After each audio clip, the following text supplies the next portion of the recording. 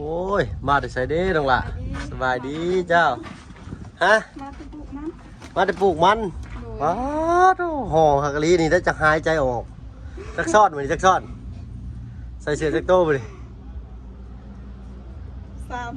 สามโต้มีเสื้อแขนยาวป้าโต้ใจสีขาดเลยเนาะ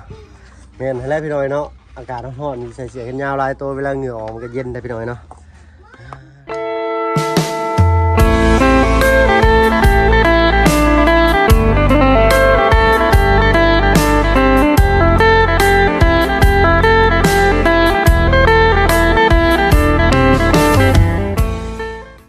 ข้าวกินน้ำหรือว่าน้องอะกินแล้วข้าวเช้ากินข้าวเช้ากับพี่ช่าง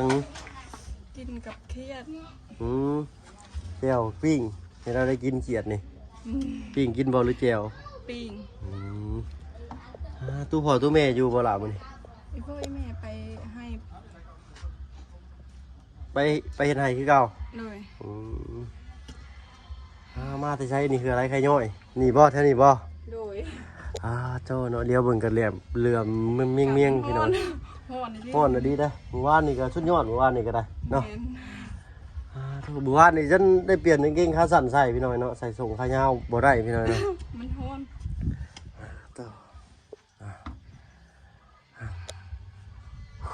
มากับใครมากับลูกหนวดมื้อนี้เนาะ2คนโดยมากับลูกหนวด2คนบ่ให้เพิ่นมาจอดดูนี่เนาะน้องพี่น้องก่อนอื่นกราบทักทายสบายดีพ่อแม่พี่น้องเบิดสุผู้สุคนเนาะยินดีต้อนรับเข้าสู่ช่องเบาเพิ่งเคยล่ะอีกคือเก่าพี่น้อยเนาะมื้อนี้ก็พบพ่อกับน้องน้ำพี่น้อยเนาะมื้อนี้ก็บ่ได้มีหยังแวะเวียนมาเล่นมาแอนน้ำน้องเพิ่นคือเก่าพี่น้อยเนาะพอดีพบพ่อกับน้องเพิ่นย่างมาแต่ปลูกมันนั่นน้องล่ะโดยคือบ่ถอดออกก่อนถุงมือนั่นมันพักก่อนบ่หายใจบ่ทันเนาะฮ้อนว่าจนจะสลบอยู่ให้พุ่นโธ่เอ้าลีได้พี่หน่อยเนาะได้ลายบ่มื้อนี้ปลูกได้ลายบ่เป่านึงตื่นสวยแค่นี้5 โมงลืมตื่น5 โมงเช้านึ่งข้าวแน่อยากเฮ็ดกินแน่ตัดมันต้นแน่ตัดเอาในบ่อนล้างอาบน้ำนี่บ่น้องล่ะแล้วก็เอาใส่กระเป๋าอันนี้กับไปเสียบเลยบ่โดยไปเสียบเนาะโธ่ได้ไปผ่าไปพื้นได้ฟ้าน้องล่ะยังบ่ฮู้เพิ่นบ่ได้มาบอกยังเลยบ่โดยมันบ่ได้มาแจ้งยังอีกเลยเนาะตั้งแต่ก่อนสงกรานต์จนหลังสงกรานต์แล้วก็ยังคือเก่าเนาะโดยนี่ลมเริ่มมาเลยเนาะมีแห้งเด้มีลมมาไปหน่อยเนาะ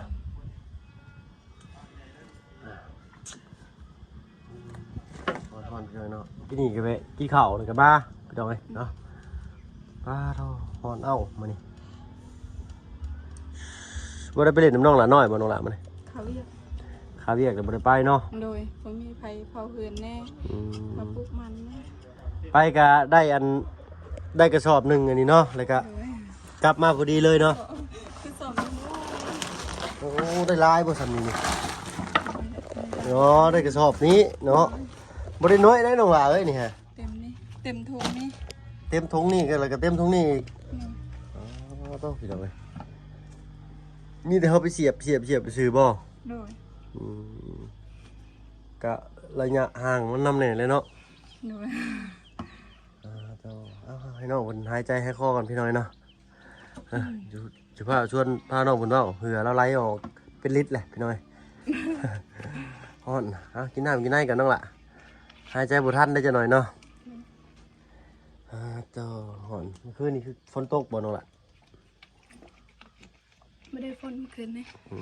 คือฝนสิตกแต่บ่ตกเนาะเมื่อคืนนี้เนาะอันนั้นก็น้องจะบ่นะเพิ่นคือบ่ไปเสียบมันเถอะเจ้าจ้ะ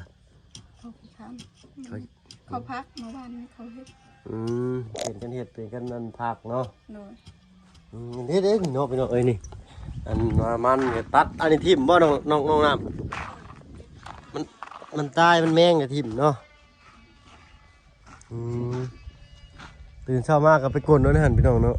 มาอะไรก็ว่าตัดยาวบ่น้องน้ำ ประมาณขอมือหนึ่งเนาะประมาณ20 เซนพี่น้อยเนาะ20 เซนเดี๋ยวเขาเสียบทางใดบัดเสียบทางกุ๊กทางปลายฮึบ เสียบแบบนี้ อ๋อเสียบเอาปลายมันลงเนาะ โดย นี่เนาะอันนี้นี่ เสียบแบบนี้มันบ่ได้เลยเสียบแบบนี้ เสียบมันนี่อ๋ออันทางนี้คือทางปลายมันเนาะนี่เนาะ โดย นี่คือทางปลายนะพี่น้องเสียบเอาปลายเสียบลงเนาะโอ้หักกระหูได้เลยพี่น้องอันนี้มันแห้งมาเลยพี่น้องเพิ่นเลยบ่เอาเพิ่นเลยทิ่มเนาะปักเช่าห่มก่อนเนาะล่ะโอ้ยเอาให้น้องเพิ่นหายใจหายคอก่อนพี่น้อยเนาะไว้ได้นี่น้องมันเป็นหลอดเป็นลมมานี่ป้าต้องหารถตึกสึกเลยส่งหงหมอแท้นี่ก็จะสิหายากซ้ำและยันแล่นเนาะแสดงเวียดแล้วน้องล่ะ โอ้ลุงหนวดก็มามื้อนี้เนาะเอาเอิ้นลุงหนวดมาอยู่ห่ะเนาะเมื่อกี้นี่คิดว่าสิบ่พอเจ้าน้องหลายเนาะ ไก่นี่น้องเพื่อพี่เอิญ เนาะคันว่าบ่พอก็ว่าสิพากันย่างไปอันเพื่อนน้องละน้อยเพิ่นได้น้องหลายเนี่ยว่าสิพากันย่างไปพุ่นแล้วก็ลุงหนวดเนาะว่าน้องน้ำไปเพื่อนน้องละน้อยบ่ว่าได้ ได้ไป เอาติดบังระเบิดน้องเพิ่นก่อนเนาะต้องเพิ่นแห้งเมื่อยอยู่ซ้ำเจ้าหน่อยน้องเพิ่นเว้าแห้งบ่ได้เมื่อยเนาะเธอเนาะมาพร้อมกับทางลุงหนวดเพิ่นพี่น้อยเนาะมื้อนี้นี่ลงอยู่นี่เลยก็ให้ทางอันทีมงานเอาไปทางอันบ้านประตู7 ปีพี่น้อยเนาะโดยตอนบ่ายนี่ลงไปอีกบ่น้องหลานนี่เดี๋ยวว่าพักเลย พักทำข้าวอีกตอนนึง อ๋อผักตำข้าวอีกตอนแรกอีกข้าวสารเบิดเลยเนาะ โดยหมดแล้ว ต้องตำบานนี่ป้าโตพี่น้อยเนาะให้ขกอยู่ใส่พุ่นโอ้พี่น้อยเนาะ6 โมงคือบ่เฮ็ดแบบเอาตีนกี่อันขอโทษขออภัยพี่น้องคือบ่เฮ็ดแบบเอาตีนเดียบมาเป็นบ่น้องหลานน้องน้ำ กันเคยตามเลยนะ ทางนี้เพิ่นบ่มีเลยพี่น้อยเนาะมีแต่ทางบ้านมาเพิ่นมีเพราะว่า ส ตะ บาย กี้ บ่ แม่นเพิ่นใส่ตีนเหยียบว่าแล้วมันสิเด้งขึ้นแล้วมันสิต่ำฉากลงนะแต่ก็มีแต่เฮาน่ะหนาวเนาะเอาบ่ต้องใส่ เอามือจน มือจะพองอยู่เลยเนาะ มือจนแข้งมั้งนี่แหละค่ะ มือจนมึนจนด่านหมดเลยพี่น้อยเนาะทางนั้นเจ้ากับพากันอาบน้ำมันร้อนพี่น้อยเนาะเจ้าใกล้ดอกสวนอยู่ใกล้เนาะ เวลาจะดูเลยนะ ร้านจะบ่ลงหลานน้องน้ำนี่ โน่ น้องอีกผู้หนึ่งเนาะร้านเนาะ โดยบ้านยัง เจ็บแขวบานพี่น้อย เป็นยังแข็ง มันเจ็บแขวยังเป็นจิว่าแขวแม่งกับบ่แม่นแล้วกินแนวแข็งๆนี่อยากเจ็บรถเนาะ หอนนี่จะเป็นลม ต้องเป็น มือบ้านนี่คือกัน10 โมงมาแล้วอีแม่อีพ่อ11 โมงเขามา เมื่อวานนี่ก็เห็นทางพ่อเจ้านั่งอยู่นี่แม่นบ่ โดย เพิ่นบ่ได้ไปไปให้บ่เมื่อวานนี่ เมื่อวานนี้เมื่อไปปลูกมัน เพิ่นมาแต่ปลูกมันแล้วเพิ่นมันพักผ่อนก่อนเนาะ โดย แต่เพิ่นฮักก็ไปมื้อเช้านี่บ่ เขาไปให้นะ แม่น ไปเมื่อวานนี้ประมาณ2 โมงเขาย่าง อ๋อ2 โมงเช้า บ่แม่น3 โมงตอนแรก เดี๋ยว3 โมงแรง 3 โมงแรง2 โมงแรง 2 โมงแรง3 โมงแรงเพิ่นย่างไปเนาะ โดย ไปฮอดพุ่นก็ เสาปลูกมันก่อน ตอนเช้าปลูกมัน โดย ตอนบ่ายแล้วก็ไปพุ่นเนาะ โดย โอ้โตไกลบ่ไกลเนี่ยพี่น้อย1 กิโล ไก่ 2 บ่ กิโล ไก่สมง2 ชั่วโมงพุ่นย่าง ย่างไปนี่ได้ โดย อ๋อโตพี่น้อยเนาะ เต็ม2 ชั่วโมงก็เคยย่างแล้วตอนหุดเข่าตื่นแต่5 โมง อืม ไปหอดพุ่น8 โมง 7 โมง จึกดีเนาะ เมื่อนั้นไหวอยู่เมื่อสมงป้ายเมื่อ ตอนมานี่ชั่วโมงปลายเนาะ โดย แต่ตอนไปนี่ 2 ชั่วโมงเต็มพุ่น มันขึ้นภูน้ำเน่เนาะ นี่คนผู้ ตอนมานี่มีแต่ลงภูอย่างเดียวเลยเนาะ โดย บางเทื่อโพลาดจิ้งลงมาก็แห้งไวกว่าเก่าอีกเนาะ เอาดูหัวเหมือนนิดหน่อยเนาะเอ้ยเนาะเละเนาะคนเฮาก็ชูคนละแบบคนละด้านพี่น้อยเนาะไม่กินจันนี่ทางบ้านที่เจ้าก็กินบ่น้องน่ะ กินคือกัน ไป ป้าจะเอิ้นหยังแม่จัน เตียร์ เตียร์ เตียร์ เตียร์เนาะ ออกเสียงสำเนียงก็บ่อยากได้เนาะ ต่างกัน ต่างกันเหมือนกับน้องเพิ่นว่าโอ้เพิ่นจูดจักรอบเลยน้องน้ามันป่าหลังบ้านจ้ะนี่ รอบนั้นรอบเดียวบ่คือแป้นอีกแต่เนาะ เลย มันสิปลูกมันบ่บัดนี้ จะเขาปลูกมันจะเสือเขาสิปลูกกล้วย อืมปลูกกล้วยก็คักแล้วมันก็เย็นดีนะเนาะปลูกกล้วยนี่ ตามนะ อืม โดยที่มึง ทางลูกหนวดมาลูกหนวดมาอุ้ยเนาะสบายดีเจ้า สบายดี มานั่งเช้าเมื่อยเช้าฮ้อนก่อนโดยจ้าสบายดีโดย มานั่งเอา นั่งโอ้ยนั่งนี่ ให้น้องเพิ่นหายใจให้คอก่อนเพิ่น นั่งนี่ตำแหน่งกล้องหนุ่มหนวดบ่ได้เลย บ่เจ้าก็มานั่งพี่เจ้าน่ะ โมเมนต์มันท่านมันแดง แดงบ่ขึ้นทางเฮือนบ่ซั่น ฮะก็จะขึ้นอยู่ ไปซะทั้งไอ้น้องเพิ่นพาขึ้นรถเบิ่งทั้งเฮือนทั้งชาติเลยก็ได้พี่น้องเนาะโอ้ มาอัปเดตให้ทั้ง โดย เจ้าที่ได้เบิ่งได้ส้มอีกเทื่อเนาะพี่น้องเลยเบิ่งตกนี่คือสิเปียกเลยเนาะน้องน่ะเปียกได้เนาะ ฝนสาดใส่อยู่บ่นี่ น้องว่าไม่ได้ เลยเนาะเนาะ เนาะ ตลอด ไม่กว่านี่เฮ็ดเองบ่น้องน้ำ แม่นพ่อเฮ็ดไม่กวาด น้าหักอยู่พี่น้อยเนาะอันนั้นก็เฮ็ดเองบ่ ตัวนี้แม่เท้าเฮ็ดให้ อืม เอาไปเพื่อนคอยมือ โอ้ยแม่เฒ่ากับอันพอเฮ็ดนี่ของแม่เฒ่านี่คือคักแท้เนาะเจ้าว่าตัวได้งามเจ้าว่า เอามาตัวนี้ ตัวนี้คือกันเลยเนาะตัวนี้ก็ใช้ได้อยู่เนาะครับ ได้อยู่แต่มันขี้ไล่ ไปเฮ็ดขี้ร้ายเลย พวกคอยเฮ็ด เฮ้ยเนาะเฮ็ดขี้ร้ายซำเนาะจักแนวใดพี่น้อย อันนี้เพิ่น ขอดูเหมือนนะพี่น้อยเนาะมาผิดพลาดประกันได้ก็ขอโทษขออภัยหลาย การคอย ๆนะจูงหนวดนี่เนาะ การคอยเนาะพี่น้องเพราะว่าได้ยินก่อนผู้สาวคนนี้ว่ามึงสิกินบ่ กล้วยพาน ก้อยพันเหรอผู้หูก็กินว่า พวดใส่บาทหนึง โอ้ยบัดไป กล้วยพานโอ้ยังโบราณบ่ลงพี่น้อยเนาะสียังนะพี่เก่า เจ็บเนาะถูกน้อง ทางนี้กระเปียกแค่นี้อันนั้นมันสาดลงไป นี่เปียกเนาะเปียกอะชื่อแล้วผ่าบุ้งผ่าบัดแล้วมากันเนาะเนาะ หน่อยเอาแค่แบบน้องกัน ในทางนี้นี่สาดบ่ได้เนาะมีพนังอยู่ ตัวคนนี้ร่มเลยมันวันจับไม่ได้เลยพี่น้อง ขนาดแนมเบิ่งแสบตาเลยพี่น้อยเหนียวมาก เอ้าบนมีนี่บ่เนี่ย หน่อย บนมีอันแน่ล็อกตัวใหญ่บ่เนี่ย ๆก้อนหลอกยังบ่มีสิน้องน้ำเนื้อเพิ่นบ่ได้ใส่ให้ข้างในก็บ่มีบ่ แต่ข้างในสอง เออ ต้นน้ำสูงกระต่ายเนาะเวลาคนมาอยู่กันในล็อกเนาะ ใส่หูสร้างหูพับบ้านพับเพิ่นน่ะ หูกระต่ายนี่เล่นใส่กระเทียหูกระต่ายเป็น น้ บ่ อยอย่าเขา ฮะ ป้าไปยะอย่าเด็กน้อยอย่าเขา เอ้า อย่าให้เด็กน้อยอยู่เพื่อน อืม โอ้สมมติว่ามีคนอยู่เพื่อนเลยจ้ะสมมติ มีเด็กน้อยอยู่เพื่อน มีเพื่อนเพิ่นถือว่ามีคนอยู่ตลอดหั้นนะเนาะ มือบ้านนอกกันตา เป็นห้องแค่ เสียมดของเป็นเพื่อน มียังไงในเฮือนน้องน้ำมียังไงในเฮือนตั้งแต่แล้วเดี๋ยวยังบ่เคยเข้าไปเบิ่งเทื่อดินี่ ห้องน้องน้ำล็อกกระจายห้องข้างในปูมีนิ่มในนี่นี่ เงียบใน เนี่ยพี่น้องห้องใหญ่บ่ล็อกในห้องในล็อก อืม ตาเจ้าดื้อแดด น้องเพิ่นอยู่กับหกแน่พี่น้อยเนาะ มันมีเล็กน้อยดิทำเลยอ่ะ อยู่นั่นแหละบ่มีเล็กน้อยก็เงาเงียบเงาอยู่เฮือนอยู่ชานน่ะพี่น้อยเนาะ ขออนุญาตเขาด้วยน้องเด้อ เลยเขาเลย โอ้เป็นล็อกห้องห้องไปห้องเราเนาะห้องพ่อมันล็อกพี่น้องไป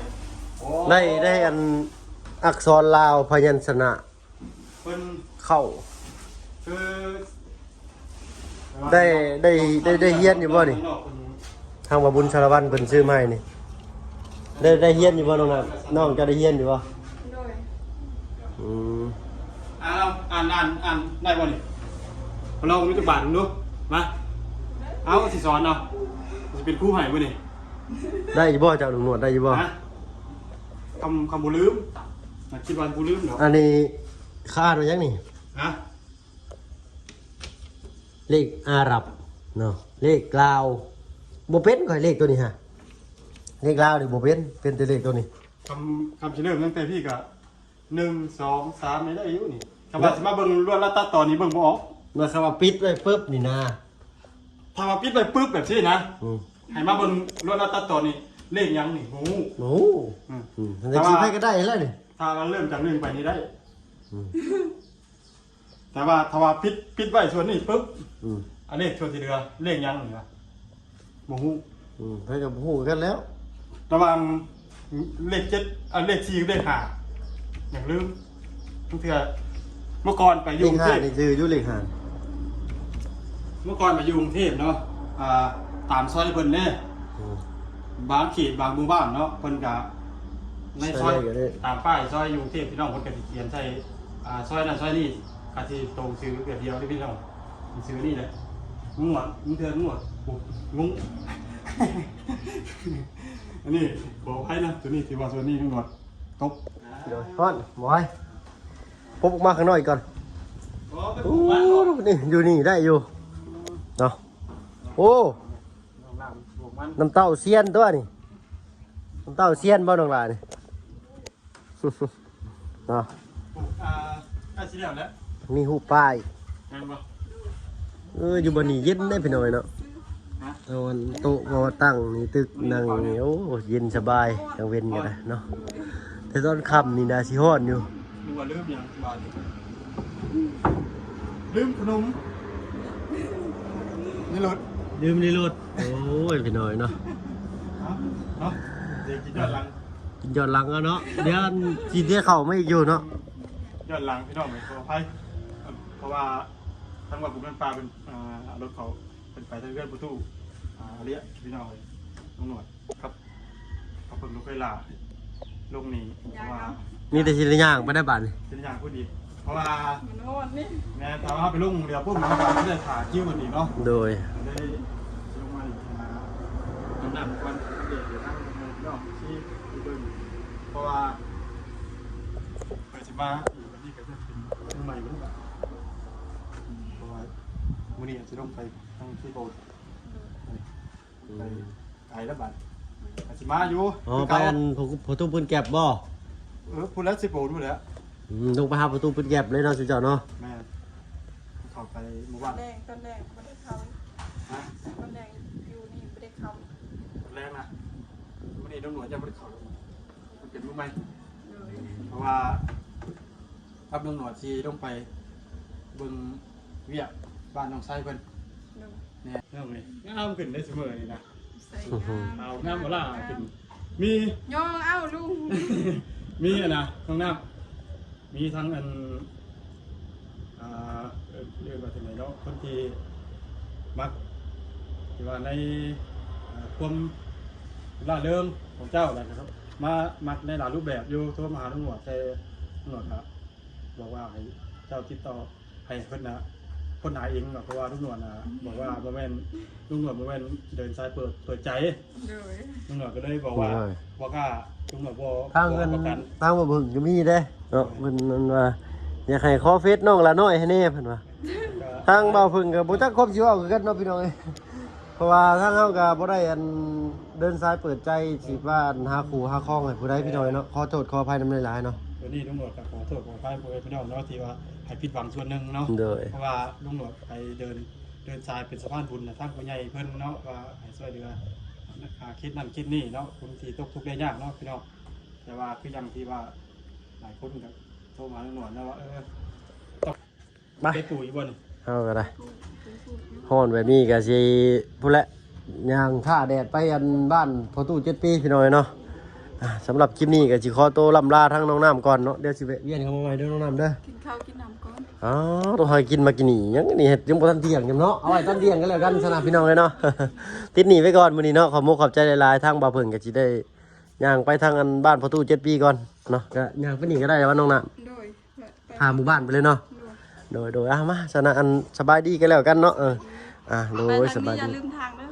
อย่าลืมทาง แม่น โอ้บ่ย่านดอกย่างทะลุไปเลยเนาะไปขอตัวลำลาก่อนสนองน้ำกันอันไอ้เขาไม่เนี่ยน้องละเนาะไปอยู่บ่หนุ่มนวล ไป ไป เดี๋ยวเอานั่นก่อนเดี๋ยวคอยจบคลิปยังบ่ทันได้ เสียน้ำเต้าเราไปใช่น่ะ ฮะ เสียน้ำเต้าเสียนเราไปใช่น่ะ ไปขาย ก็จะไปใส่อันนี้เด้จะเห็นว่าอันมันเมาน่ะ ใส่มันเมาโอ้เราเอานี่เราไปแล้วก็บ่ได้มันเมาแท้นี่แล้วเนาะเอาหนูหัวม่วนพี่น้อยเนาะไปตั้งเฮากันเลยปุ๊แหละเดินทางย่างกายเข้าไปทางบ้านพอตู้7 ปีพี่น้อยเนาะสำหรับคลิปนี้ก็ขอโทษขออภัยผิดพลาดประการใดพี่น้อยเนาะว่าจาใดบ่สุภาพหรือว่าเว้าเลยบ่สมเหตุสมผลก็คอมเมนต์เข้ามาติเตือนได้เนาะทางเฮาสิเข้าไปตอบด้วยตนเองพี่น้อยเนาะนี่ก็เอามาปรับแล้วก็นำใส่เนาะพี่น้องสำหรับคลิปนี้ก็ลาแล้วพี่น้อยเนาะพอกันคลิปหน้าเอาเป็นว่าสบายดีพี่น้อยเนาะ